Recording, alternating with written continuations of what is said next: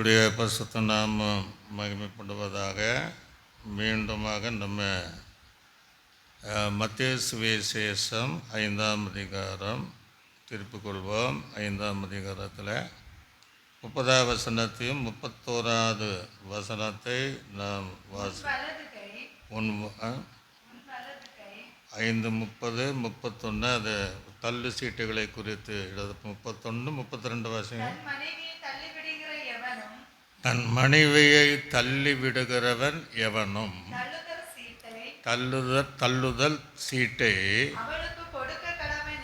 அவளுக்கு கொடுக்க கடவன் என்று உரைக்கப்பட்டது. நான் உங்களுக்கு சொல்லுகிறேன், வேசித்தனத்தினுடைய முகாந்தரத்தின் ஒழிய தன் மனைவியை தள்ளி விடுகிறவன் அவளை விபச்சாரம் செய்ய பண்ணுகிற இருப்பான். அப்படி நம் தொடர்ந்து நம்ம தியானிப்போம். இருந்த வண்ணமாக கண்களை மூடி இந்த பிரசங்கத்தினுடைய தலைப்பு தள்ளுதல் சீட்டு என்கிற தலைப்பில் தேவனுடைய வார்த்தை கேட்க போகிறோம். எல்லாம் கொஞ்ச நேரம் கத்தரை நாம் சோதரம் பண்ணுவோம். சோதரம் சத்தியத்தை அறிவீர்கள், சத்தியம்தான் உங்களை விடுதலாக்கும். எவ்வளோ நம்ம சத்தியத்தை அறிந்து கொள்கிறோமோ நம்ம வாழ்க்கைக்கு அது தானாகவே நாம் விரும்புகிற விடுதலை கர்த்தர் நமக்கு தருவார். அதை உணர்ந்தவளாய் நாம் சோதரம் பண்ணுவோம். சோதரம் நல்ல ஆண்டவரே, இந்த வார்த்தையின்படி கர்த்தர் எங்களோடு கூட பேசுவீராக. இயேசுவின் நாமத்தில் ஜெபிக்கிறோம் நல்ல பிதாவே, ஆமென். அல்லேலூயா. சத்தமாதா சொல்லுங்க, அல்லேலூயா. தள்ளுதல் சீட்டு என்று அந்த வாக்கியத்தில் நான் வாசிக்கிறோம். பொதுவாகவே இதுக்கு நிறைய அர்த்தங்கள் இருக்குது. பொதுவாக ஆங்கிலத்தில் டைவர்ஸ் அப்படின்னு சொல்லுவான், அல்லது இப்போ வழக்கத்தின் பிரகாரம் விவாகரத்து என்று சொல்லக்கூடிய பதத்தை நம்ம பயன்படுத்துவோம். யாருமே இந்த வார்த்தையை பயன்படுத்துறது. ஆனால் வேதாகமத்தில் இந்த வார்த்தையை தான் பயன்படுத்தியிருக்கிறாங்க. ஒரு மனைவியை தள்ளி விடுகிறவோ புருஷனை தள்ளி விடுவதோ தள்ளுதல் சீட்டு என்று சொல்லப்படுகிற காரியத்தை நம்ம பார்க்க முடிகிறது. இப்போ தள்ளுதல் சீட்டு என்பதற்கு அதுக்கு நிறைய அர்த்தங்கள் இருக்குது. அதாவது தள்ளிவிடு யாரை, மனைவியோ புருஷனையோ தள்ளிவிடு, வாழ்க்கையிலிருந்து தள்ளிவிடு என்பது அர்த்தம். சிலரை நம்ம அப்படியே பேசு பழக்கத்தில் திருமணமாகி பல வருஷங்கள் ஆன பின்னாடி அவங்கள பார்த்துருக்க மாட்டோம். அப்போ அவங்க கேட்போம், நம்ம குடும்பம் எப்படி இருக்குது, மனைவி எப்படி, அவளை நான் தள்ளி விட்டாச்சு, தள்ளி விட்டது தான் அனுபவம். இன்னும் சிலரை நீங்கள் பார்த்தீங்கன்னா அதனுடைய அர்த்தங்களை பார்த்தீங்கன்னா புறப்பட்டு போ என்கிற வார்த்தை இருக்குது. புறப்பட்டு போகுதல். சில நாளில் சில குடும்பங்களில் கேட்டானா திருமணம் இல்லை, அவள் வீட்டை விட்டு புறப்பட்டு போயாச்சு. புறப்பட்டு போ அப்படின்னா அது என்ன அர்த்தம்னா, அவன் என்னென்ன கொண்டு வந்தாலும் அந்த டவுரியா கட்டலான்னாலும் பெட்டானாலும் பிரிட்ஜா என்று எதுவானாலும் அதெல்லாம் கொண்டு போ என்கிற அர்த்தம் உள்ளது தான் விவாகரத்து. அல்லே சொல்லுங்க, அல்லேலூயா. அல்லது அவளை அனுப்பிவிடு அப்படின்ட்டு ஒரு வார்த்தை இருக்குது. சரி சொல்லுங்க, நான் அவரை அனுப்பி விட்டாச்சு அப்படிம்பாங்க. இப்படி நிறைய அவளை விட்டு விடு அவளை விட்டு ரொம்ப வருஷம் ஆச்சுங்க அப்படிங்கிற எத்தனையோ காரியங்கள் அதில் அர்த்தம் உள்ள காரணம் தள்ளுதல் சீட்டு என்பது. இதை நீங்கள் பிரித்து பார்த்தீங்கன்னா தள்ளுதல் ப்ளஸ் சீட்டு அப்படின்ட்டுருக்கு. அப்போ சீட்டுன்னா பொதுவாகவே இன்றைக்கி மனிதர்கள் சீட்டு நடத்துவாங்க, அது வேறு. முற்காலங்களே கிராமப்புறத்தில் தான் அந்த சீட்டை நடத்துனாங்க. முற்காலங்கள் கிராமப்புறத்தில் அந்த சீட்டு நடத்துவாங்க. அதுக்கு தள்ளு சீட்டுன்னு கூட, தள்ளுதல் அல்லல, தள்ளு சீட்டுன்னு ஒரு பேரை வச்சுருந்தாங்க. ஒரு 12 பேர் 10,000 ரூபாய் மாதம் அந்த சீட்டு காட்டினா அது 1,20,000 ரூபாய் அந்த மாதம் அமௌண்ட்டு வரும். எங்கள் அப்பாலாம் நடத்தியிருக்கிறார். 3 இடத்துல நானும் கூட போயிருக்கிறேன். அதில் அந்த அவங்க கம்பெனி பீட்டு அப்படின்னா 10,000 10,001 சொல்லுவாங்க. அதெல்லாம் அவங்க ஏலம் கூறி சிலர் 80,000 வரை போவாங்க. மிச்சவங்க தள்ளுன்னா 40,000 தான் கிடைக்கும். அதுதான் தள்ளுதல் சீட்டு என்பதற்கு அதுக்கு ஒரு அர்த்தம். ஒரு அலைய சொல்லலையா? ஆனால் இங்கே விவாகரத்திற்கு அந்த பேரை வச்சிருக்கு. சீட்டு என்பது என்ன, அதை நம்ம பார்க்கணும். சீட்டு என்பது என்ன? பழைய காலத்தில் நீங்கள் பார்த்தீங்கன்னா ஒரு வசனத்தை எடுத்து வாசிப்போம். லேவியராகமம் 16ஆம் அதிகாரம் 8ஆம் வசனம் முதல் 10ஆம் வசனம் வரைக்கும் வாசிங்க. லேவியராகமம். ஒரு பாவம் செய்கிறவன் அந்த பாவத்துக்கு ஏற்ற பாவ நிவாரண பலியாக, அது குற்ற நிவாரண பலியாகனா 2 வெள்ளாட்டுக்கடை ஆசாரி கூடாரத்தில் பலிபீடத்தில் ஆசாரியின் இடத்துல கொண்டு வரணும். குறித்து அப்போ நல்ல கவனிங்க, அந்த 2ல் கர்த்தருக்கு என்று ஒரு சீட்டும் போக்காட விடப்படும் ஒரு சீட்டும் போதும். இப்போ 2 சீட்டு அங்கே போடுறாங்க.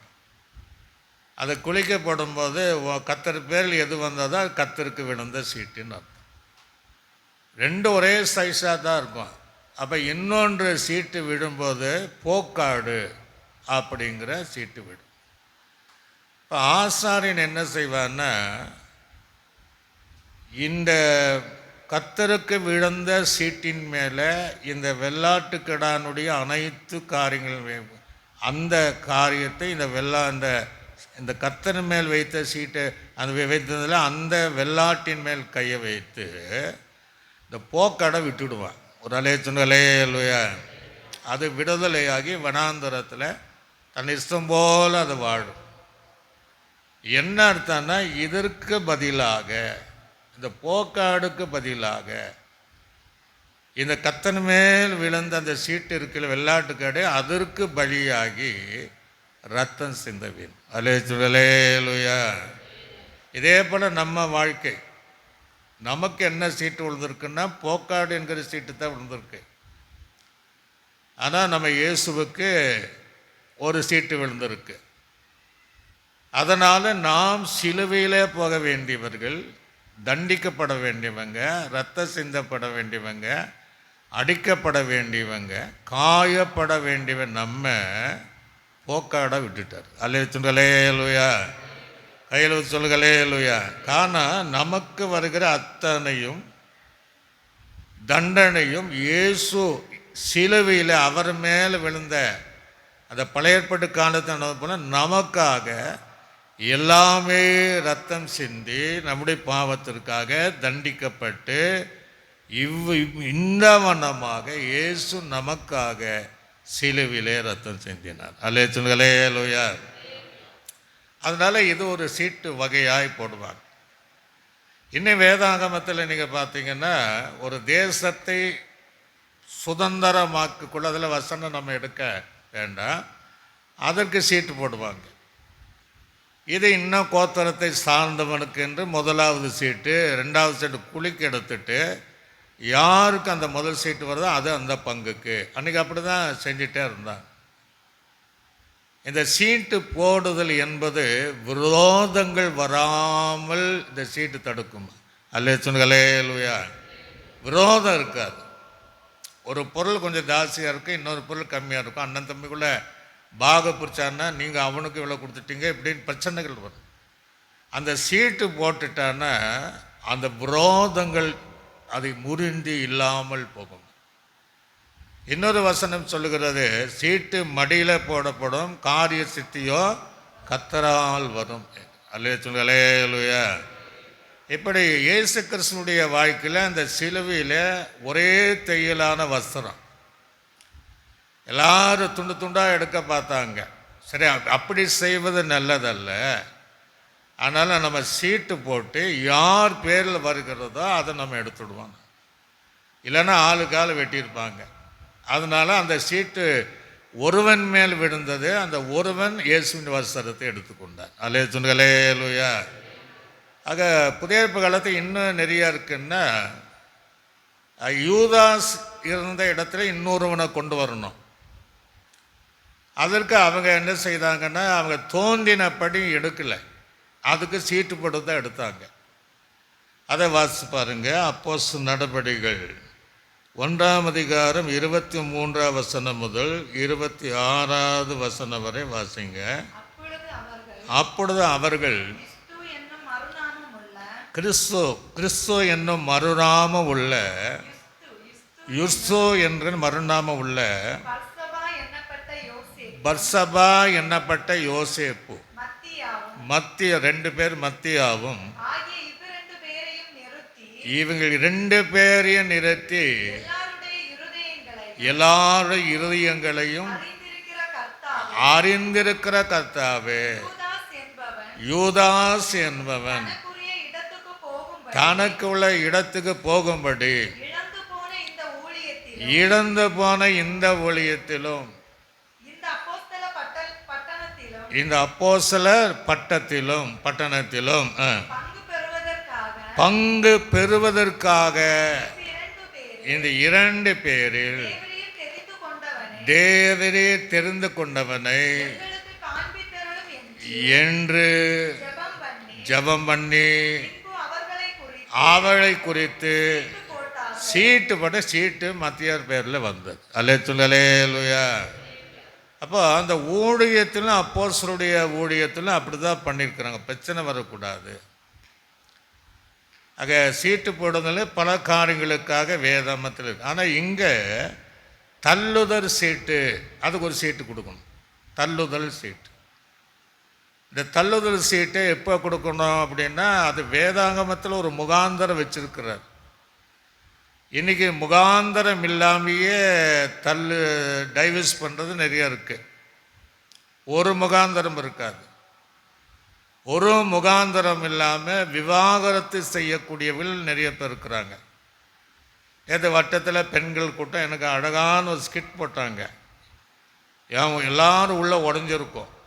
நானும் ஒரு சொட்டு கண்ணீராது விட்டேன். அந்த ஸ்கிட் அவ்வளோ அழகாக இருந்துச்சு. ஒரு தம்பதிகள் அதெல்லாம் அந்த மியூசிக்கில் போட்டு அழகாக செஞ்சாங்க. தம்பதிகளுக்கு ஒரு சின்ன குழந்தை, அது ஆவிக்குரிய வாழ்க்கையில் வளரப்படுகிறது போல் அந்த நல்ல அழகாக இருந்துச்சு, நேச்சராக இருந்துச்சு. அந்த பிள்ளையை சுமந்து ஆட்டி தாயும் தகப்பன அந்த பிள்ளையை வளர்க்கிற விதங்களை பார்க்கும்போது ஆசை. அடுத்து அந்த பிள்ளை பார்த்திங்கன்னா அப்படியே ஸ்கூல் போகிற பேகு போட்டு ஸ்கூலுக்கு போகிற மாதிரி அடுத்தது ஒரு செட்டப் பண்ணியிருந்தாங்க. அப்படியே போய் பார்த்திங்கன்னா அது காலேஜுக்கு போகக்கூடிய சூழ்நிலைகள் இந்த வாலி பிள்ளையாக வருது. அதற்கு பின்பு எல்லாம் அந்த ஜப வாழ்க்கை தான். அதற்கு பின்பு அவளுக்கு திருமணம் நடக்குது. ஒரு பாஸ்டர் வந்து திருமணம் வேறு நடத்துகிறார். நடத்தின பின்பு ஒரு குழந்தை பிறக்கிறது. 2 குழந்தையும் பிறக்கிறது. இப்போ அவள் கணவனுக்கு என்ன செய்கிறார்னா சமைச்சு கொடுக்குறார். அதையும் நல்ல அழகாக செஞ்சுருக்கிறாங்க. அதுவரையும் அந்த குடும்பம் ரொம்ப சமாதானமாக இருந்துச்சு. பிள்ளைகளோட சமைச்சு கொடுக்கும்போது அந்த புருஷனுக்கு அது பிடிக்கல, தூக்கி வீசுறான். அந்த சவுண்டே அங்கே கேட்டுச்சு. டிஃபன் பாக்ஸை தூக்கி வீசுறான். எல்லாம் சைலண்ட்டாக தான் நடக்குது. அவள் இன்னும் வேறு ஒரு ஐட்டம் செஞ்சு கொடுக்குறா. அப்படி 2, 3 அதெல்லாம் அந்த பாக்ஸ் செட் பண்ணி வச்சுருந்தாங்க. போட்டோன்னா அதையும் தூக்கி வீசுறான். கடைசி பார்த்தா அவளை அடிக்கிறான். அடித்து தள்ளி விட்டு போயிட்டே இருக்கிற 2 பிள்ளைகள் போயிட்டே இருக்கிறான். போனவன் கொஞ்சம் நேரத்தில் இவ பார்க்குறா, கீழே ஜோம் பண்ணுறா, விழுக்கிறா, அழுகிறா. அந்த மாதிரி ஒரு அந்த ஸ்கிட்டை போட்டாங்க. அதுக்கு பின்பு அவன் போனவன் வரான்னா பெரிய பாட்டிலோடு வரான். தண்ணி அடிச்சுட்டு அப்படியே ஆடிட்டு வரான்.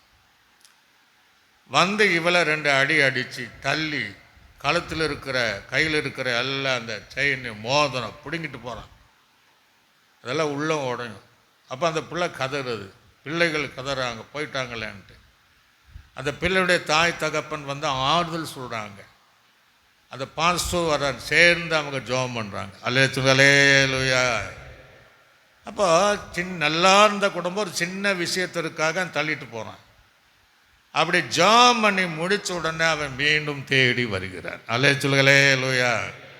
தேடி வந்து மனைவியோடு இசைந்து பிள்ளையை தூக்கி சுமந்து மீண்டும் அதை பாடி அந்த ஸ்கிட் ரொம்ப நல்லா இருந்துச்சு. இப்படி பல இடங்களிலே வேதத்துக்கு புறம்பான காரியங்கள், சிலர் வாழ்க்கையில் அது நல்லதுன்னு படலாம். புறம்பான காரியங்கள் இந்த தள்ளுதல் சீட்டை போல விவாகரத்து நடந்து கொண்டு இருப்பதை நம்ம பார்க்க முடியும். அல்லேலூயா. அதனால் நான் விக்கப்புறத்திற்கு ஒரு திருமணத்திற்கு போயிருந்தேன். நான் அந்த வாட்ச் செய்த 5 நிமிடம். அதே போல் ஒரு பாஸ் பேசினார். திருமணத்தில் என்னென்ன நடக்குது, விவாகரத்து எப்படி நடக்குதுன்னு பல காரணம் ஒன்றா சொன்னார். ஒரு புருஷனுக்கு ஆம்லெட் நல்லா பிடிக்குமா, அந்த மனைவி ஆம்லெட் பண்ணி கொடுத்துருக்குறா, அவளுக்கு பிடிக்கல, தூக்கி வீசியிருக்கிறான். அது எத்தனையோ ரகமாக செஞ்சு கொடுத்தாலும் அவன் தூக்கி வீசிட்டு விவாகரத்து பண்ணுற அளவுக்கு போயிட்டான். ஒரு அலைய. ஆனால் வேதாகத்தில் அந்த காரியத்திற்கெல்லாம் இடம் கொடுக்கல. சிலர் கேட்டிங்கன்னா ஏன் டைவர்ஸ் ஆச்சுன்னா, எங்கள் அம்மாவை மதிக்கலை, அதனால் டைவர்ஸ் பண்ணேன். அப்போ இவைகளெல்லாம் முகாந்தரம் இல்லை. சரியாக எனக்கு சமைக்கலை, எனக்கு கீழ்ப்படி இல்லை, நான் சொல்கிறபடி இல்லை, இப்படியெல்லாம் ஒரு முகாந்தரம் இல்லாமல் தான் நிறைய பேர் கேட்டு பாருங்க. கோர்ட்டில் ஜட்ஜு கேட்பாங்களேம்மா இவர் மேலே எதுவும் இல்லை, நல்லவரா அவர் கேட்டால் இவன் நல்லவ, அப்போ ஏன் டைவர்ஸ் பண்ணுறா, அவன் டைவர்ஸ் வேணும். அல்லே சொல்லே லூயா. சின்ன சின்ன காரியத்திற்காக இன்னைக்கு கிறிஸ்தவம் பார்த்தீங்கன்னா டைவர்ஸில் அதிகம் யாருன்னா நம்ம ஆளுங்க தான் இருக்கிறாங்க. அதான் ஆவிக்குறைவில் இருக்க தான் செய்கிறாங்க. ஆக எந்த முகாந்தரத்தில் நாம் அந்த தள்ளு சீட்டு கொடுக்கணும். அல்லே சொல்லே லூயா. திருமணம் என்பது ஒரு வரப்பிரதேசம். ஏன்னா தேவன் அமைத்த வாழ்க்கை, தேவன் இணைத்தது மனுஷன் என்ன செய்யக்கூடாதா, பிரிக்கக்கூடாது. இந்த ஒரு காரியத்தை மாத்திரம்தான். இக புருஷன் என்பது சரீரம், சரீரத்தின் விழா எலும்பு, வேற எங்கேயும் ஆண்டு எடுக்கல. இது ரெண்டு சேர்ந்தாதான் ஒரு சரீரம். அலே சொல்லையா. ஆதம் சொல்ல, இதே என்னுடைய மாம்சத்தின் மாம்சம், ரத்தத்தின் ரத்தம், என்னுடைய சரீரமாக இருக்கிறார். அப்போதான் செட் ஆகும். இப்போ அப்படிப்பட்ட வாழ்க்கையில் இப்படிப்பட்ட சம்பவம் நடந்தால் அங்கே டேமேஜ் தான் இருக்கும். ஆக வேதம் நமக்கு என்ன சொல்லுது, நிறைய நாம் கேட்டோம். நீங்கள் ஒரு வசனத்தை எடுத்து வாசிக்க பார்ப்போம். உபாகமம் 24ஆம் அதிகாரம். உபாகமம் 24ஆம் அதிகாரம் 1ஆம் வசனம் முதல் அங்கே 5ஆம் வசனம் வரை நீங்கள் வாசிங்க. ஒருவன் விவாகம் பண்ணி கொண்ட பின்பு சொல்றார், லட்சையான காரியம் என்பது என்ன, அதுக்கு வேசித்தனம். இப்போ வேற எதையும் சொல்லலை, அதுதான் லட்சையான காரியம் கண்டான். ஒரு விவாகம் பண்ணி லட்சையான காரியங்களை அவங்க பார்க்கணும், மற்றவங்கள் சொல்றது அல்ல. ஒருவேளை அவங்க அம்மா அப்பா சொல்லலாம், யார் சொன்னாலும் அல்ல, ஊரார் சொல்லலாம், அவன் பார்க்கணும். அது தெளிவர் கண்டு. அல்ல சொன்னலையா. அதை கேட்டுன்ட்டு இல்லை, கேட்டு அப்படின்னு சொல்லப்படலை. மற்ற சொல்வதை கேட்டு அறிந்து அப்படின்னு சொல்லல், கண்டு. விவாகம் பண்ணினவன் தன் மனைவி தவறு செய்வதை, இந்த தவறு மற்ற எதையும் சொல்லலை, அவன் கண்டு அவன் மேல் அந்த சொல்ல பிரியமற்றவனானால் அவன் தள்ளுதலின் சீட்டை எழுதி அவன் கையில கொடுத்து அவளை தன் வீட்டிலிருந்து அனுப்பிவிடலாம். ஒரு அலை சொல்லலே லூயா, சத்தமாக சொல்லுகளே லூயா. அல்ல அந்த அர்த்தம் பாருங்க, ஆலோசனை அனுப்பி விடு அப்படின்னு எழுதுனா ரொம்ப டிஃப்ரென்ஸாக இருக்கும். அனுப்பி விடலாம் அப்படின்னு தான் இருக்கு. அனுப்பி விடு என்று சொல்லப்படலை, அனுப்பி விடலாம் அப்படின்னு சொல்றார். அதற்குள்ளேயும் ஒரு சத்தியத்தை வச்சிருக்கிறார். இன்றைக்கு அநேகர் அதையும் சகித்து வாழ்கிறவர்களும் நிறைய பேர் இருக்கிறாங்க. ஆனால் வேதாங்கத்தில் அதற்கு இடம் இல்லை. ஆனால் அனுப்பி விடலாம் என்று சொல்லிட்டு அடுத்தது என்ன சொல்றாரு, அவன் வீட்டை விட்டு போன பின்பு வேறொனுக்கு மனைவி ஆகலாம்.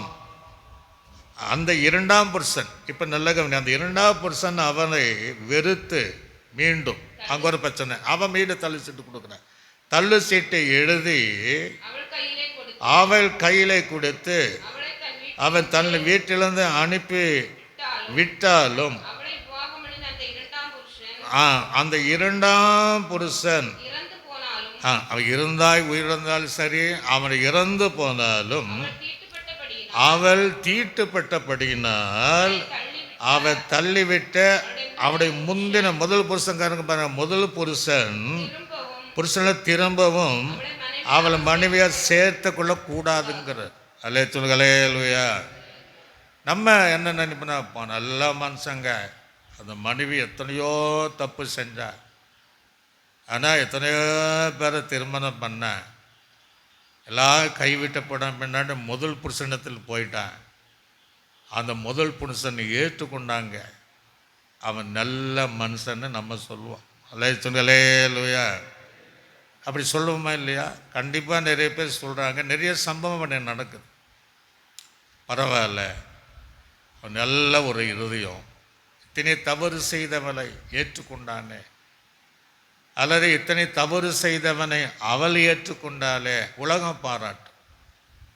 ஆனால் பைபிளை என்ன சொல்லுது அப்படின்னா, அந்த வசனத்தில் வாசிக்கும் போது அவளை மனைவியாக சேர்த்து கொள்ள கூடாது. உடலே சொல்லலேலுயா. கணவனானால் அவனை கணவனாக சேர்த்து கொள்ளக்கூடாது. அதான் பைபிளுடைய சத்தியம். சேர்த்து கொள்ளக்கூடாது. முன்பாக அருவருப்பானது நம்ம பாராட்டுறோம், ஆனால் கர்த்தருக்கு முன்பாக அது அருவருப்பானது. உன் தேவனாகிய கர்த்தர் உனக்கு சுதந்திரமாக கொடுக்கும் தேசத்தின் மேல் பாவம் வர பண்ணாங்க. இந்த மாதிரி பாவம் பண்ணாத. வந்தவளை சேர்த்தாலும் பாவம்தான். வந்தவனை சேர்த்தால் இந்த மாதிரி தேசத்தை தீட்டுப்படுத்தி நீ தேசத்தில் பாவம் வரம் பண்ணாம, என் பார்வையில் அருவருப்பாக இருக்காம நாம் நடந்து கொள்ள வேண்டும் என்று சொல்கிறோம். அல்லே சொல்லுங்களேலுயா. அதுக்கு பின்னாடி பார்த்தீங்கன்னா, ஒரு விவாகத்தில் இருக்கிற எத்தனை எப்படி வாசித்து பாருங்க. ஃபஸ்ட்டு அவன் எப்படி இருக்குன்னு அதையும் சொல்கிறார். ஒருவன் ஒரு பெண்ணை புதிதாக விவாகம் பண்ணியிருந்தால் யுத்தத்திற்கு புறப்பட வேண்டாங்கிறார். இந்த திருமண வாழ்க்கை ரொம்ப நாணமாக இருக்கும். நான் திருமணமானவர்களுக்கு ஒரு அட்வைஸ் பண்ணுவேன். டெர்பின்னு கூட அட்வைஸ் பண்ணிட்டு தான் வந்தேன். திருமணமானவர்கள் மனைவி விட்டு ரொம்ப தூரமாக வேலைக்கு போயிடக்கூடாது. திருமணம் ஆன உடனே ஃபாரின்ட்டு ஃப்ளைட்டு ஏறிடக்கூடாது. அங்கே தான் தவறு நடக்குது. ஒரு அலே சொல்லலேலுயா. சில வருஷங்கள் ஒன்றாக வாழணும். அதுதான் கர்த்தருடைய வேதம் சொல்லுகிறது. திருமணமான புருஷன் தகப்பனையும் தாயை விட்டு மனைவியோடு இசைந்து இருக்கணுமா. இன்னைக்கு ஏன் தவறு நடக்குது? ஏன் அவள் தவறு செய்கிறாள்னா, இவங்க செய்கிற தவறுனால. திருமணமாகி 3ஆம் நாள் எங்கேயாவது போயிடுவாங்க வேலைக்கு,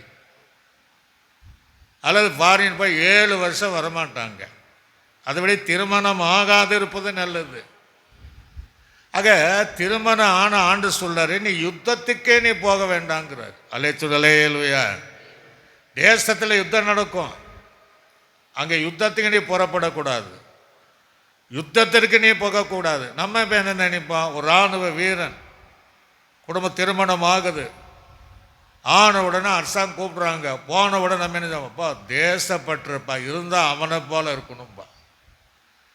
ஆனால் கர்த்தர் அப்படி சொல்கிறது இல்லை. நீ யுத்தத்திற்கு புறப்பட போகக்கூடாது. நீ யுத்த வீரனாக இருந்தாலும் கூட அந்த யுத்த களத்தில் நிற்கக்கூடாது. அல்லே சொல்லுங்களேலுயா.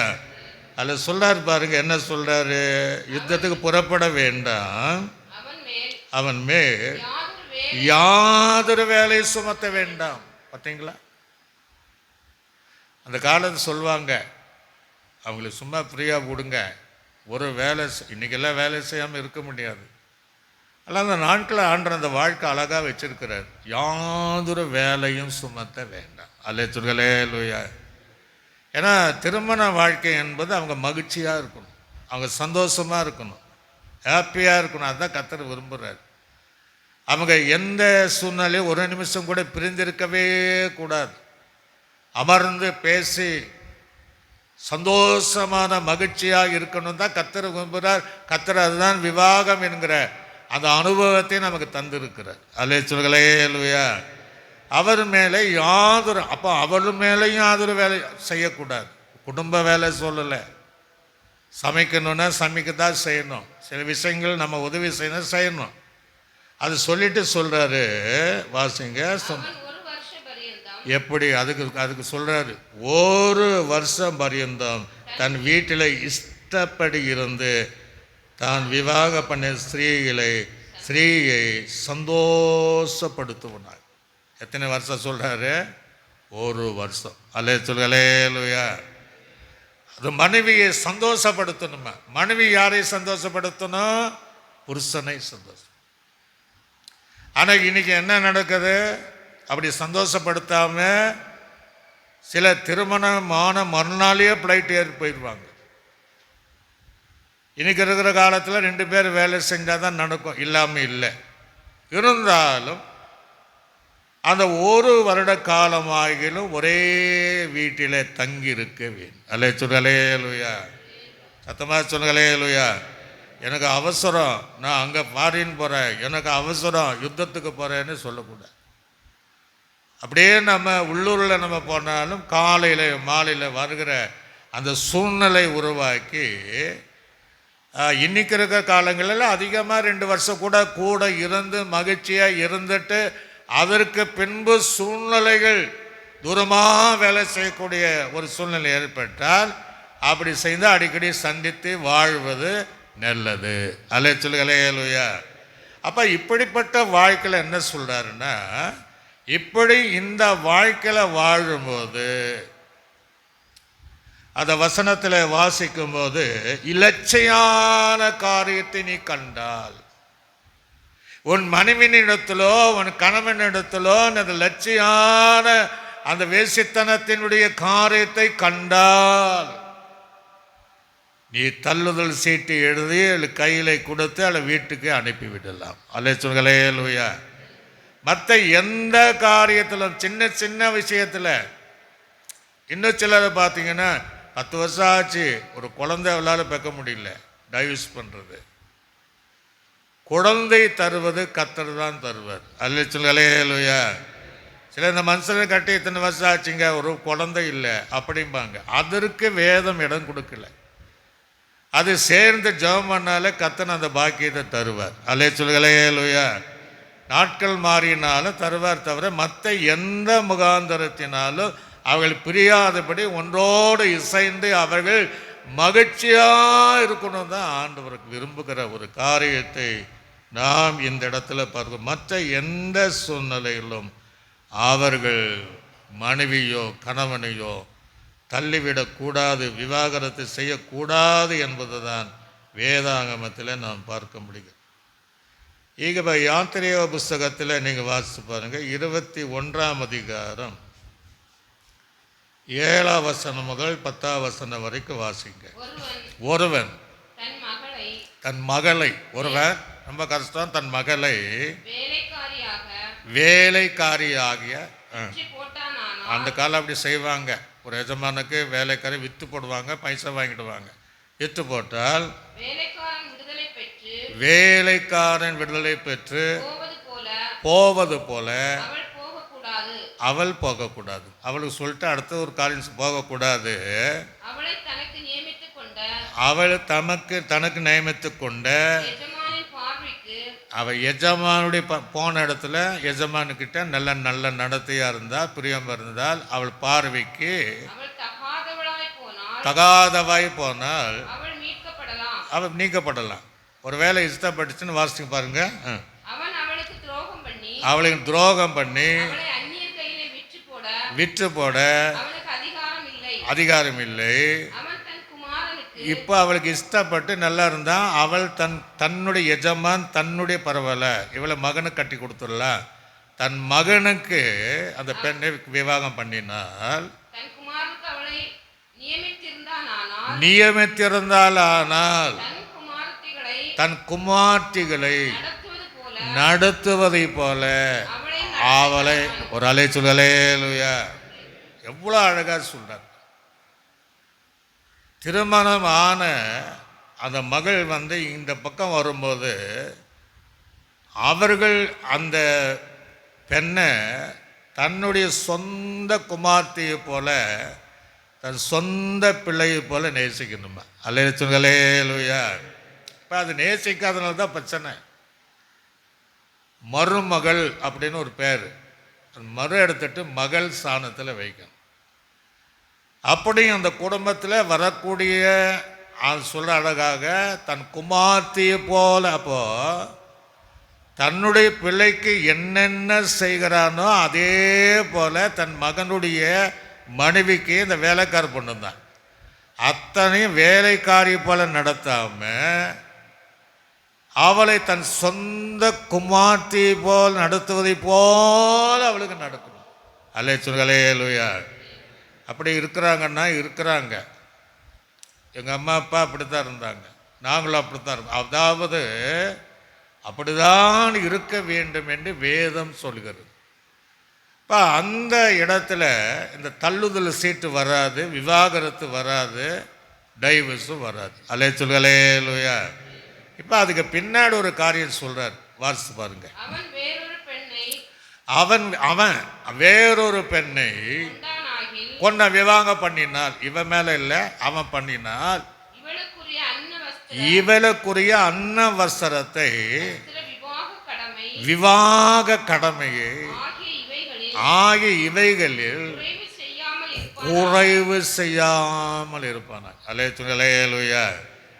பைபிள் இந்த ஜீவனாம்சம் பற்றி கூட எழுதியிருக்கிறாங்க.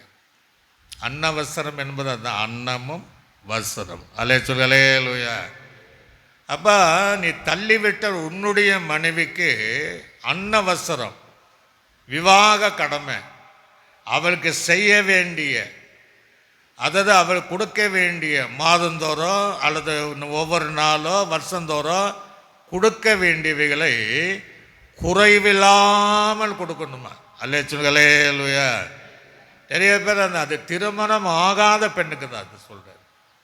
கோர்ட்டில் இந்த மாதிரி தான் நிறைய எங்களுக்கு ஜீவனாம்சம் வேணும், அதுக்காக ஃபைட் பண்ணுறாங்க. கணவன் வாங்குகிற சம்பளத்தில் எங்களுக்கு பாதி வாங்கிட்டாங்க, அப்படி ஆஸ்திகளை பாதி வாங்கித்தாங்க என்பது இந்த அன்னவசரம் தான். அது விவாக கடமை என்று அது குறையில்லாமல் செலுத்த வேண்டும், செய்ய வேண்டும் என்று வேதாகமத்தில் தேவன் நமக்கு எழுதி வைத்திருக்கிறார். அல்லேலூயா. இன்னும் நீங்கள் வேதாகமத்தில் பார்க்கும்போது 1-2 கொரிந்தியருக்கு நிருபம், 1 கொரிந்தியர் 11ஆம் அதிகாரம் 2 கொரிந்தியர் வாசிங்க, 11:3 வாசிங்க. 2 கொரிந்தியர் 11:3. ஆகிலும் சர்ப்பமானது 11:3 வாசிங்க. தந்திரத்தினாலே வஞ்சித்ததை போல உங்கள் மனதும் கிறிஸ்துவை பற்றிய விலகும்படி கெடுக்கப்படுமோ என்று பயந்திருக்கிறேன். கொரிந்திய சபையில் தான் அந்த வேசித்தனங்கள் அதிகமாக இருந்துச்சு. அப்போ ஏவாளை வஞ்சித்ததை போல திருமணமானவர்களை சத்துரு வஞ்சிப்பார். ஆக அந்த விஷயத்தில் நம்ம ஞானமாக இருக்க வேண்டும். அல்லேலூயா.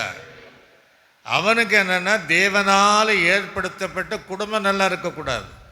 அதுதான் ஏதேனிலே வஞ்சித்தான், அந்த இச்சையை செய்ய தூண்டினான். அதே போல் ஜீவிதத்தில் நமக்கு அந்த எண்ணங்கள், புருஷனுக்கோ மனைவிக்கோ அந்த தவறான வஞ்சனைக்குரிய சில பார்வைகள் எண்ணங்கள் வராதபடி நாம் அதை நம் ஜீவிதத்தை கெடுத்து விடாதபடிக்கு என்ன செய்யணும்? நம்மை பரிசுத்தமாய் காத்துக்கொள்ள வேண்டும். அல்லேலூயா. அப்போ அந்த வாழ்நாள் முழுவதும் இந்த அனுபவம் இல்லாமல் தேவனுக்கு பிரியமாக நம்ம வாழ்வதற்கு நம்ம முடியும். இப்போ எபேசரில் தான் எழுதுகிறார், 5ஆம் அதிகாரத்தில் 22ஆம் வசனம் முதல் 23ஆம் வசனம் வரைக்கும் சொல்கிறார். குடும்பம் மனைவிகளை ஒரு குடும்பம் எப்படி இருக்கணுங்கிறத சொல்றாரு. மனைவிகளே, நீங்க கர்த்தருக்கு கீழ்ப்படிகிறதை போல, அது நல்ல கவனிங்க, உங்க புருஷனுக்கு கீழ்ப்படின்னு சொல்லல, அது சொல்றாரு சொந்த. ஆமா, ஏன்னா சமாரியா பெண்ணனுக்கு 5 புருஷன் இருந்தாங்க. அது எதுவுமே சொந்தம் கிடையாது. அல்லே சொல்லுங்களே ஹல்லேலூயா. அதனால இங்க ஆண்டவர் தெளிவா சத்தியம் சொல்றாரு, சொந்த புருஷனுக்கு நீங்க என்ன செய்யுங்க, கீழ்ப்படிய வேண்டும். ஒரு அலை சொல்லலே ஹல்லேலூயா. அது என்ன சொல்றாரு அந்த வாழ்க்கை வரும்போது, கிறிஸ்துவுக்கு கீழ்ப்படிவதை போல, கர்த்தருக்கு கீழ்ப்படிவதை போல அந்த புருஷனுக்கு மனைவிகள் கீழ்ப்படியணுமா. அல்லே சொல்லுங்களே ஹல்லேலூயா. சிலரை நீங்கள் பார்த்தீங்கன்னா கர்த்தருக்கு நல்லா கீழ்ப்படிவாங்க எல்லா விஷயத்திலும், புருஷனை கீழ்ப்படிய மாட்டாங்க. ஆகவே அது கீழ்ப்படிதல் அல்ல. அல்லே சொல்லுங்களே ஹல்லேலூயா. அப்போ எப்படி கீழ்ப்படியணுமா, அப்படி கீழ்ப்படுகிறவர்கள் உண்மையாக நான் கர்த்தருக்கு கீழ்ப்படுகிறேன், எல்லாத்தையும் கீழ்ப்படியன்னு சொல்கிறவங்க புருஷனுக்கு கீழ்ப்படியாமல் இருக்க மாட்டாங்க. அப்படி கீழ்ப்படுகிறேன் என்று சொல்கிறவர்கள் புருஷனுக்கு கீழ்ப்படிந்து இருக்க வேண்டும். அல்லே சொல்லுங்களே ஹல்லேலூயா. இல்லைன்னாலும் அது ஒரு மாயமான காரியமாகிவிடும். கீழ்ப்படிந்து இருக்க வேண்டும். சீக்கிரமா வாசிங்க. இங்க நல்ல, கிறிஸ்துவ சபைக்கு தலையாய் இருப்பதை போல, அப்போ கிறிஸ்துக்கு யார், சபைக்கு யார் தலைவர்? இயேசு. ஆக புருஷர்கள் யாருக்கு தலைவர் இருக்கிறாங்க? மனைவிமார்கள் தலைவர் இருக்கிறாங்க. இப்போ இயேசுக்கு தலைவர் யாருன்னா பிதாவாகிய தேவன் தலை. அந்த வசனத்தை வாசல் அப்படித்தான் வாசிங்க. தலையாய் இருக்கிறதை போல புருஷனும் மனைவிக்கு தலையாய் இருக்கிறார். அவனே சரீரத்துக்கு இரட்சகராய் இருக்கிறார். ஆகையால் சபையானது கிறிஸ்துவுக்கு கீழ்ப்படிவதை போல மனைவிகளும் சொந்த புருஷர்களுக்கு எல்லா காரியத்திலும் இருக்க வேண்டும். புருஷர்களே, அன்பு கூறுங்கள். அப்படியே அன்பு கூர்ந்து தாம் அதை திருவசனத்தினால போதும். கடைசி வரை நீங்கள் தியானிச்சு பார்த்தீங்கன்னா அந்த வசனத்தில் அப்படியே ஒரு வாழ்க்கை நமக்கு இருந்தால் எந்த விவாகரத்து தள்ளுதல் சீட்டு அனுபவம் வரவே வராது. அல்லே சொல்லுங்களே ஹல்லேலூயா. ஆனால் சில நேரங்கள் அப்படிப்பட்ட வாழ்க்கையிலும் சில இந்த வேசித்தனைத்தால் ஒழியங்கிறார். குடும்பம்னா பிரச்சனை இருக்கத்தான் செய்யும். பிரச்சனை இல்லாத குடும்பம் இருக்குமா? பிரசங்க சொல்லும் போது சரீரம் இருக்கிற வரையும் நோவு இருக்குங்கிறான். சரீரம் இருக்கிற வரையும் இப்போ வியாதி இருக்கத்தான் செய்யும். உலக பழமொழி சொல்லுவாங்க, மூக்கு இருக்கிற வரையும் சளி இருக்கத்தான் செய்வாங்க. ஆனால் குடும்பங்களிலே பிரச்சனை இருந்தாலும் அந்த குடும்பத்தோடு கூட அவர்களே மீண்டும் அது சமரசம் செய்து இந்த வேசித்தனத்தின் இலட்சையான காரியத்தை தவிர இயேசு வருகிற வரையும் அவர்கள் வாழ்ந்திருக்க வேண்டும். அல்லே சொல்லுங்களே ஹல்லேலூயா. அதுதான் குடும்ப வாழ்க்கை. மற்றபடி எந்த காரியத்திலும் நம்ம தலையிடக்கூடாதுங்கிறார். கொலேசருக்கு நிருபத்தில் 3ஆம் அதிகாரம் அதை வாசிங்க. 2 வசனம் 18-19. மனைவிகளே, கர்த்தருக்கு ஏற்கும்படி அவருக்கு ஏற்றபடி அல்ல கேட்கும்படி உங்களை புருஷனுக்கு கீழ்ப்படியுங்கள். புருஷர்களே, அன்பு கூறுங்கள், கசந்து கொள்ளாதீர்கள் அப்படின்னு.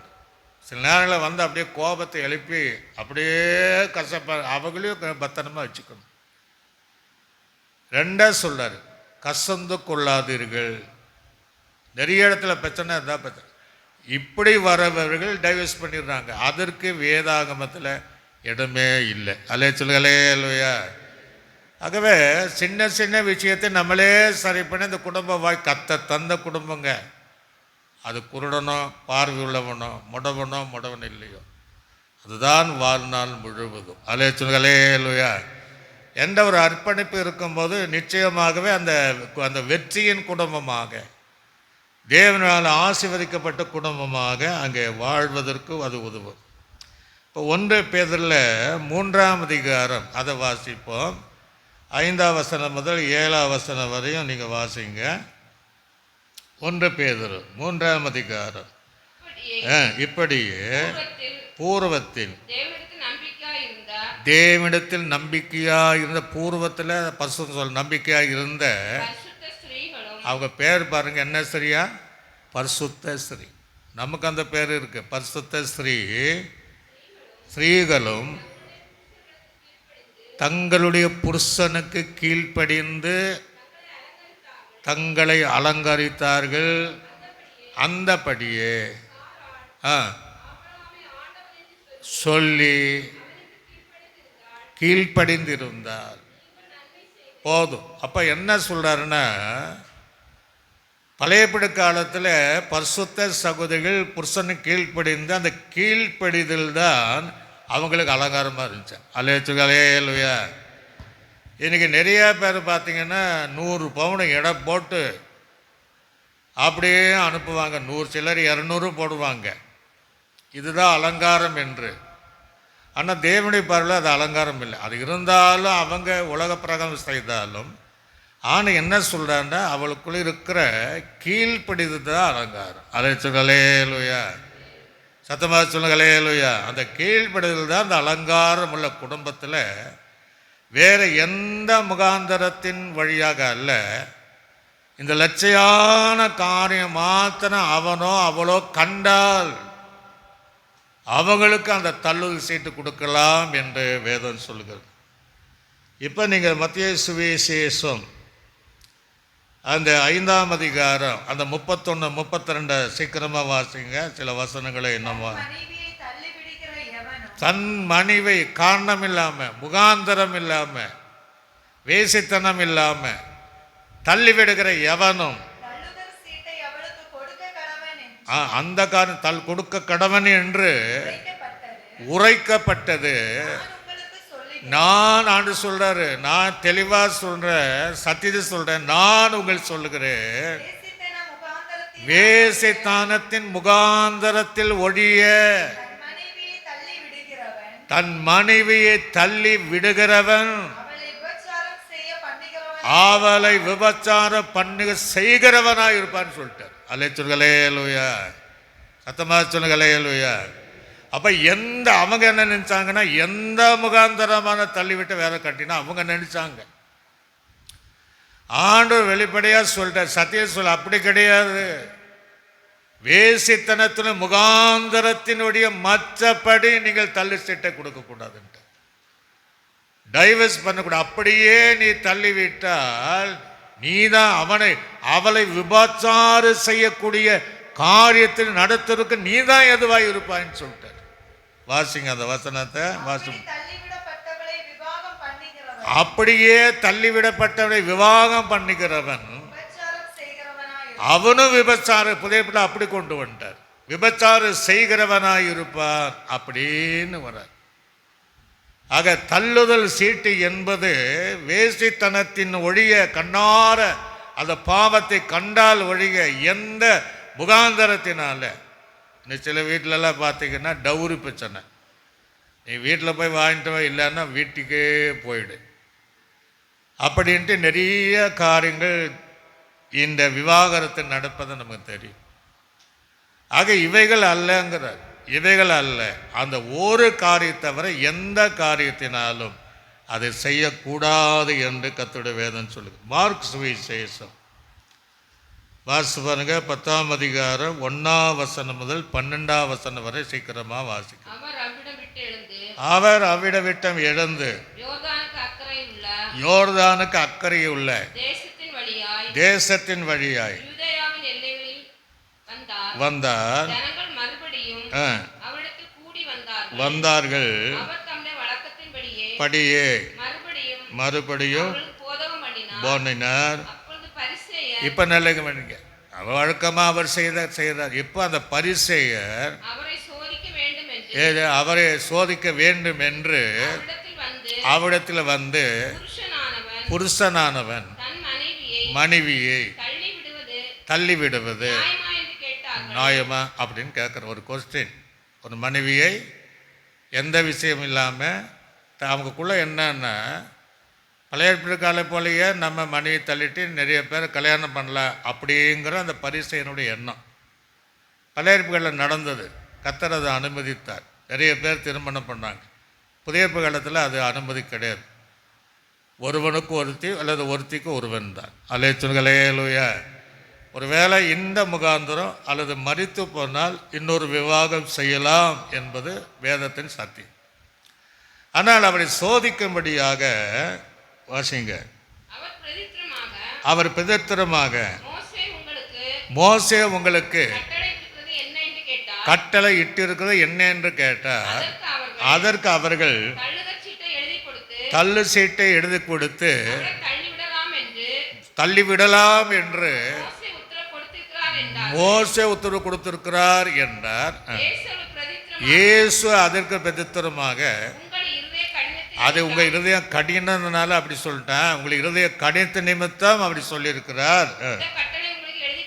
இந்த கட்டளை எழுதி கொடுத்தார்.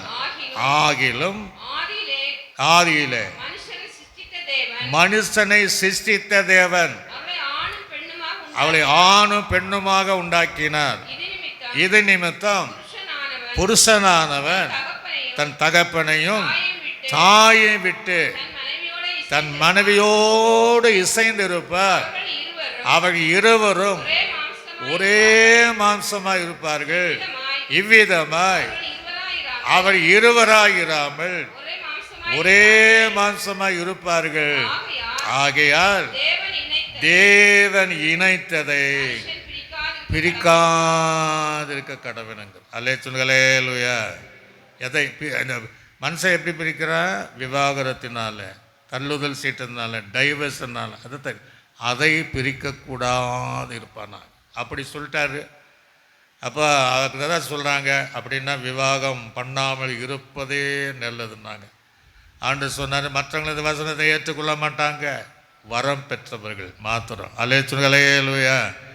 அப்படின்னு அந்த தள்ளுதல் சீட்டுன்னா அந்த வேசித்தனித்தால் ஒழிய மற்ற எந்த காரியத்திலும் மனைவியோ புருஷனையோ தள்ளிவிடக்கூடாது என்பது தேவனுடைய சத்தியமாய் இருக்கிறது.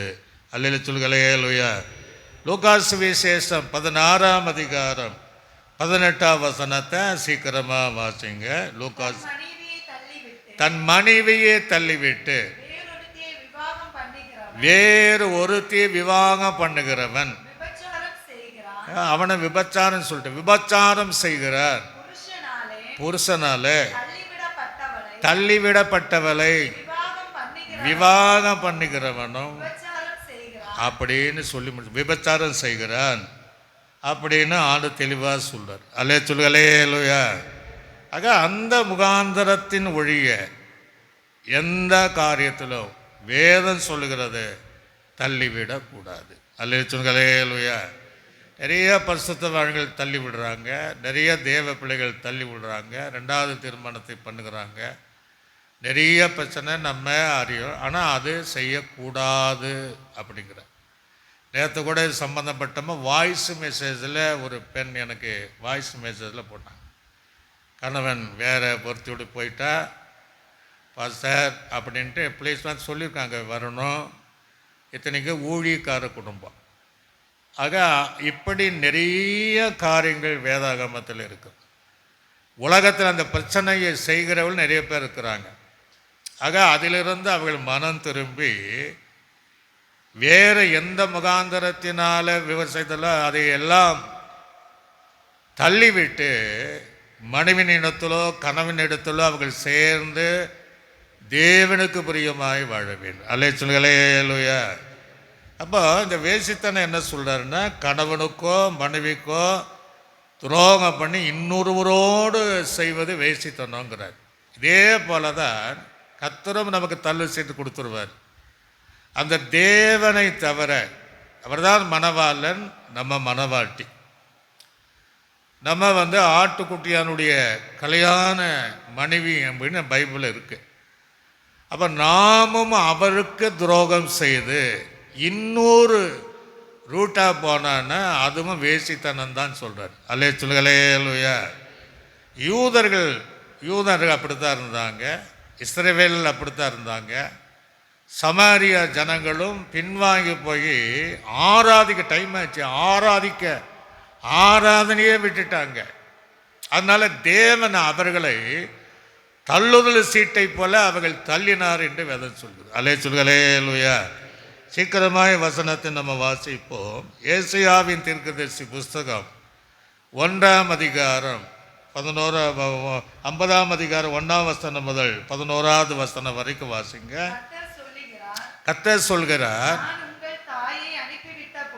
நான் உங்கள் தாயை அனுப்பிவிட்ட போது கேட்கிறார், அவளுக்கு கொடுத்த தள்ளுதல் சீட்டு எங்கே? அல்லது எனக்கு கடன் கொடுத்த எவனுக்கு நான் விற்று போட்டேன்? இதோ உங்களுடைய அக்கிரம நிமித்தம் நீங்கள் விற்கப்பட்டீர்கள், உங்களுடைய பாதகங்கள் நிமித்தம் தாய் அனுப்பிவிடப்பட்டால் நான் வந்த போது ஒருவனும் இல்லாமல் போனதன் இல்லை. மனவாட்டி கேட்கிற, இல்லாமல் போனது என்ன? நான் கூப்பிட்ட போது மறு உத்தரவு கொடுக்க ஒருவனும் இல்லாமல் போனது என்ன? மீட்க கூடாதபடி என் கரம் குறுகி போகிற்றோ? விடுவிதற்கு என்னிடத்தில் பலன் இல்லாமல் போயிற்றோ? இதோ என் கண்டிடத்தினாலே கடலை வற்ற பண்ணி நதிகளை வெற்றாந்தரை ஆக்கி போடுவேன். அவைகளில் மீன் தண்ணீர் இல்லாமல் தாகத்தால் செத்து நாறுகிறது. நான் வானங்களுக்கு காரிருளை உடுத்தி ரெட்டை அவளுக்கு மூடு சீலையாக்கி இலைப்படைந்தவனுக்கு சமைக்கேற்ற வார்த்தைகளை சொல்ல நான் அறியும்படிக்கு கர்த்தராகிய ஆண்டவர் எனக்கு கல்விமான நாவை தந்துள்ளினார். காலைதோறும் என்னை எழுப்புகிறார். கற்றுக்கொள்கிறவனை போல நான் கேட்கும்படி என் செவியை கவனிக்க செய்கிறார். கர்த்தராகிய ஆண்டவர் என் செவியை திறந்தார். நான் எதிர்க்கவும் இல்லை, நான் பின்வாங்கவும் இல்லை. ஆண்டவர் குறித்து அடிக்கிறவனுக்கு என் முதுகையும் தாடை மயிரை பிடுங்கிறவர்களுக்கு என் தாடைகளையும் ஒப்பு கொடுத்தேன். அவமானத்திற்கும் உமிழ்நீருக்கும் என் முகத்தை மறைக்கவில்லை. கர்த்தராகிய ஆண்டவர் எனக்கு துணை செய்கிறார். ஆகையால் நான் வெட்கப்படேன், நான் வெட்கப்பட்டு போவதில்லை என்று அறிந்திருக்கிறேன். ஆதலால் இவங்க செய்கிற வேலை சொல்லர் அந்த தள்ளு சீட்டு எதுன்னா ரெண்டு அங்கே வேசித்தனம் விக்கிர ஆராதனை செய்து கீழே நிறைய இருக்கு செய்ததுனால அது ஒரு வேசித்தனமாக தேவனுடைய பார்வையில் இருந்ததுனால தேவன் அவளுக்கு தள்ளுதல் சீட்டை கொடுத்தார். அலே சொல்களே லூயா, சத்தமாக சொல்களே லூயா. ஆகவே ஞானமாக இருக்கணுங்க. கர்த்தரும் தெய்வம் பாகாலும் தெய்வம் என்று இருக்கக்கூடாது. ஆண்டவர் தெளிவாக சொல்லார், கர்த்தர் தெய்வம்னா கர்த்தர் மாத்திர தெய்வம் இருக்கட்டும், பாகால் தெய்வம்னா காவல். நீங்கள் எந்த மற்ற நீங்கள் குண்டி இரண்டு மனதாக இருப்பீர்கள் என்ன அப்பேற்பட்டவர்களுக்கு அவர் தள்ளு சீட்டில் கொடுத்துருவாராம். அல்லே சொல்களே லூயா. இன்னொரு பகுதியை நாம் வாசித்து நாம் முடிக்க போகிறோம். எரேமியாவின் தீர்க்கதரிசி புஸ்தகம் 6ஆம் அதிகாரம் 3ஆம் அதிகாரம் 6 முதல் 11வது வசனம் வரையும் வாசிப்போம்.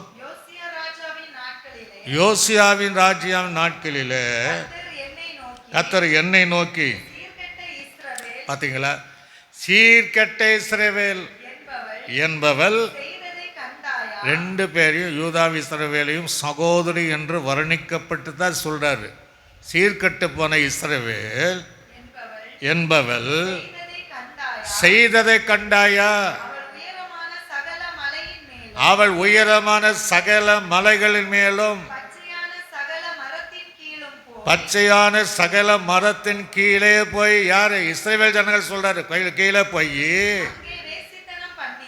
வேசித்தனம். என்னன்னா ஆளோடு சேர்ந்து வேசித்தனம் பண்ணல, அந்த ஆராதனை செய்து வேசித்தனம் பண்ணினார்கள். அல்லேலூயா. அவருக்கு தான் இதை தள்ளி செட்டு நான் கொடுத்துறேங்கிறார். வேசித்தனம் பண்ணினால் அவள் இப்படியெல்லாம் செய்த பின்பு என்னிடத்தில் திரும்பி வா என்று நான் சொன்னேன். இப்படியெல்லாம் பண்ணாலும் நான் திரும்ப வா என்று சொன்னேன். அவளோ திரும்பவில்லை. இனி சகோதரி ஆகிய யூதா என்கிற துரோகின்றார். துரோகி கண்டால் சீர்கேட்டு இஸ்ரவேலர் என்பவள் விபச்சார பண்ணின முகாந்தரங்கள் எல்லாவற்றின் நிமித்தமும் நான் அவளை தள்ளுதல் சீட்டுக்கிட்ட அனுப்பிட்டேங்கிற. அனுப்பிவிட்டேன். அவர் தள்ளுதல் சீட்டை அவளுக்கு கொடுத்த போது அவளுடைய சகோதரியாக யூதா என்கிற துரோகி பயப்படலையா? கொடுக்கும் போது பயப்படணும் இல்லையா? பயப்படாமல் இவளும் போய் வேசித்தனம் பண்ணினால் இதை கண்டேன். ஒரு அலைச்சுலையா, யாரு சொல்லல, நான் பார்த்தேன், நான் கண்டேன். பிரசித்தமான அவருடைய வேசித்தனத்தினாலே தேசம் தீட்டுப்பட்டு போயிற்று. கல்லோடு மரத்தோடும் விபச்சார பண்ணி கொண்டு இருந்தால் என்றால் இவைகளெல்லாம் கண்டோம். யூதா என்கிற அவளுடைய சகோதரி ஆகிய துரோகி கள்ளத்தனமாக திரும்பினாலே, மீண்டும் திரும்பினாலே என்று முழு இருதயத்தோடும் என்னிடத்தில் திரும்பல கர்த்தர் சொல்லுகிறார்.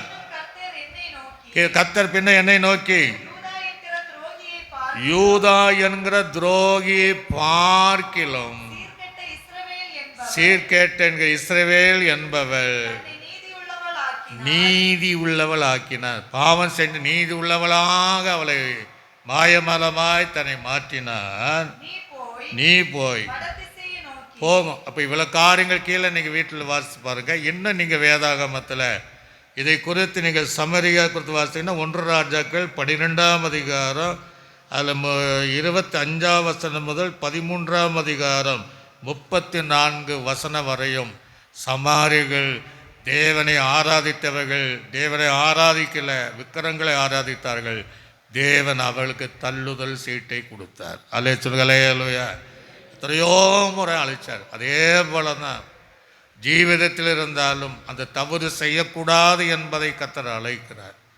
அல்லது ஆவிக்குரிய ஜீவிதத்தில் இப்படிப்பட்ட ஒரு சூழ்நிலை நம்ம வாழ்க்கையில் இருந்தாலும் அதிலிருந்து நம்ம திரும்பி வர முடியாக அந்த இயேசு அழைக்கிறார். எல்லாரும் நின்ற வண்ணமாக எழுமி நின்று ஆண்டுடைய சமூகத்தில் நம்முடைய ஜீவிதத்தினாலும் நம்முடைய ஆராதனையினுடைய அனுபவத்தினால் வேறு தேவன் கொடுக்குற மகிமை வேறு எதற்கு நம்ம கொடுக்காம பரிசுத்தமாக ஜீவிப்பதற்கு நம்ம அர்ப்பணித்து எல்லாம் ஸ்தோத்திரம் பண்ணுங்க பார்ப்போம். ஸ்தோத்திரம் ஸ்தோத்திரம் ஸ்தோத்திரம். வேசித்தனத்தின் முகாந்தரம் அது நம்ம கண்ணார கண்டாலும் மாத்திரம் எந்த முகாந்தரத்திலும் டைவர்ஸோ விவாகரத்தோ பண்ணக்கூடாது என்கிற சத்தியத்தில் வாழ விட்டு போனவர்கள் அல்லது அனுப்பினவர்கள் மீண்டும் சேர்ந்து வாழ்வதற்குரிய இதை கேட்கிறவர்கள் அவர்கள் மீண்டும் எச்சரிக்கப்பட்டு மீண்டும் தன்னுடைய மனைவியோடு சேர்ந்து அல்லது கணவனோடு சேர்ந்து வாழ்கிற அந்த பாக்கியத்தை மன திரும்புதலை தேவன் கட்டளையிடும்படி எல்லாம் ஸ்தோத்திரம் பண்ணுங்க. ஸ்தோத்திரம் ஸ்தோத்திரம். பிதாவாகிய தேவனை நாம் ஸ்தோத்திரம் பண்ணுவோம். ஸ்தோத்திரம். கர்த்தராக இயேசு கிறிஸ்துவை நாம் ஸ்தோத்திரம் பண்ணுவோம். நம்மை ஆற்றி தேற்றி வழிநடத்தின பசுத்தாவியானவரை ஸ்தோத்திர பண்ணுவோம். நல்ல ஆண்டவரே, இன்றைக்கு தள்ளுதல் என்ற சீட்டை குறித்ததான காரியத்தை, சத்தியத்தை, அதுக்கு முன்பு சீட்டு என்கிற பைபிளில் இவைகளெல்லாம் குறிக்கிறது என்பதை நாங்கள் அறிந்து கொள்ள உதவி செய்திருப்பதற்காக ஸ்தோத்திரம். இதை யூடியூப்பில் கேட்கிறவர்கள், இந்த டிவியில் கேட்குறவங்க, ஒருவேளை மனைவி விட்டு பிரிந்தவர்கள், கணவனை விட்டு பிரிந்தவர்கள் இந்த செய்தியின் மூலமாக ஒப்புரவாகி, அது ஆவிக்குரியவர்கள் கிறிஸ்தவர்கள் ஒன்று சேர்ந்து மீண்டு கட்டப்பட, அந்த முகாந்தரத்தினாக மற்ற எந்த முகாம் தள்ளிவிட்டாலும் அதை மன்னித்து சேர்ந்து வாழ்வதற்கு கற்றுக்கிருவி செய்வீராக. சபையாரை ஆசீர்வதிப்பீராக. இயேசுவின் நாமத்தில் நல்ல பிதாவே. என் ஆத்துமாவே கர்த்தரை, என் முழு உள்ளமே பரிசுத்த நாமத்தை, என் ஆத்துமாவே கர்த்தர் செய்த சகல பகல் மறவாதே. ஆமென். கர்த்தராகிய இயேசுவின் கிருபையும் பிதாவாக தேவனுடைய அன்பும் பரிசுத்தாவினுடைய அன்பின் ஐக்கியமும் சந்தோஷமும் நம் அனைவரோடும் சகல பரிசுத்தவங்களோடு ஆண்டவராக இயேசு கிறிஸ்து வருகை பரிந்தும் சதா காலங்கள் என்று நம்மோடு கூட இருப்பதாக. ஆமென். அல்லேலூயா, அல்லேலூயா, அல்லேலூயா. கர்த்தர் உங்களை யாவரையும் ஆசீர்வதிப்பார்.